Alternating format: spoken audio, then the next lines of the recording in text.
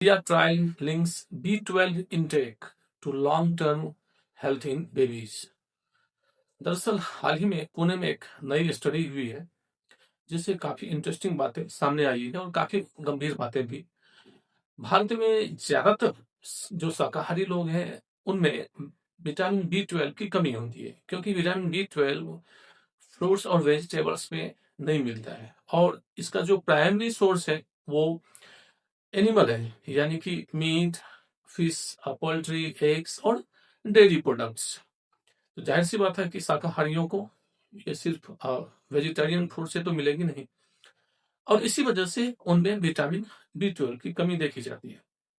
खास तौर से जो प्रेग्नेंट लेडीज हैं, गर्भावस्था के दौरान B12 की उनमें भारी कमी पाई गई है, और इस कमी की वजह से जिस बच्चे को वो जन्म देती हैं उस बच्चे में कई तरह की प्रॉब्लम्स जो है सो डेवलप हो जाती है। जब वो गर्भावस्था भ्रूण के कंडीशन में ही होता है उसी समय उसके न्यूरल ट्यूब्स में गड़बड़ी हो जाती है, और फिर बाद में जब बच्चा बड़ा होता है तो उस समय जो चांसेस हैं डायबिसिटी की, यानी कि ओबेसिटी, मोटापा की, और डायबिटीज के बढ़ने के चांसेस काफी ज्यादा हाई हो जाते हैं उनमें।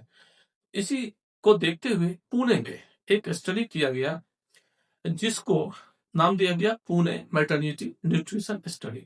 इस स्टडी से पता चला कि विटामिन B12 की कमी और फोलेट की कमी से शिशुओं के स्वास्थ्य पर लॉन्ग टर्म असर पड़ता है।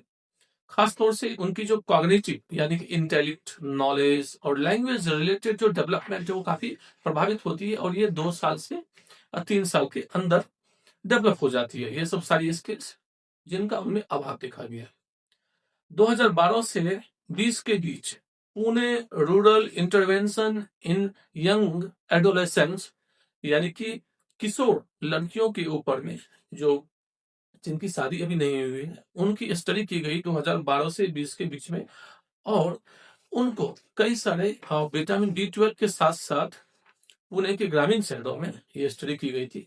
तो उनको विटामिन B12 के साथ साथ मल्टी माइक्रोन्यूट्रिएंट्स सप्लीमेंट्स भी दिया गया, और उसके बाद उनको ऑब्जर्वेशन में रखा गया, उनकी मॉनिटरिंग की गई, और 2025 में ये स्टडी पूरी हुई कि उन किशोरी लड़कियों को, उन वयस्क लड़कियों को जिनको की ये मल्टी न्यूट्रिएंट्स और विटामिन B12 दिया गया, उन्होंने जब बच्चे को जन्म दिया तो उसके बाद ये देखा गया कि जो बच्चा है उसका जो विकास है वो काफी अच्छा हो रहा है, और जो पॉन्डेरल इंडेक्स है, यानी कि जिस तरह से लंबाई है बच्चे की उसी तरह से उसकी हाइट और वेट दोनों बराबर होनी चाहिए। इसी को हम पॉन्डेरल इंडेक्स कहते हैं। तो ये भी ठीक ठाक देखा गया।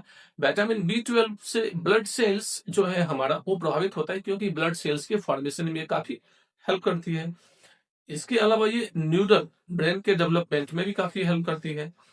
तो ये जो स्टडी है, अब इससे ये पता चला कि पूरे भारतवर्ष में अब एक नई पॉलिसी बनाने की जरूरत है भारत सरकार को, जिससे कि जो महिलाएं हैं, जो किशोरी युवतियां हैं, उनको विटामिन B12 और इस तरह की जो माइक्रो न्यूट्रिएंट्स हैं वो उनको दिया जाए। जो रिकमेंडेड डोज है वो है 2 माइक्रोग्राम्स पर डे, और इसे आयरन के जो टैबलेट्स होते हैं और जो फॉलिक एसिड्स के टैबलेट हैं उसमें मिला करके फोर्टिफाई करके इसको दिया जा सकता है, जिससे कि बच्चे के स्वास्थ्य पर में एक पॉजिटिव इसका असर पड़े और बच्चे बड़े होकर के डायबिटीज या ओबेसिटी जैसी बीमारियों से दूर रहें। साथ ही साथ उनका कॉग्निटिव और जो लैंग्वेज डेवलपमेंट है वो भी सही से हो सके। तो ये लेटेस्ट स्टडी है जिसे कि प्रिया ट्रायल कहा गया है।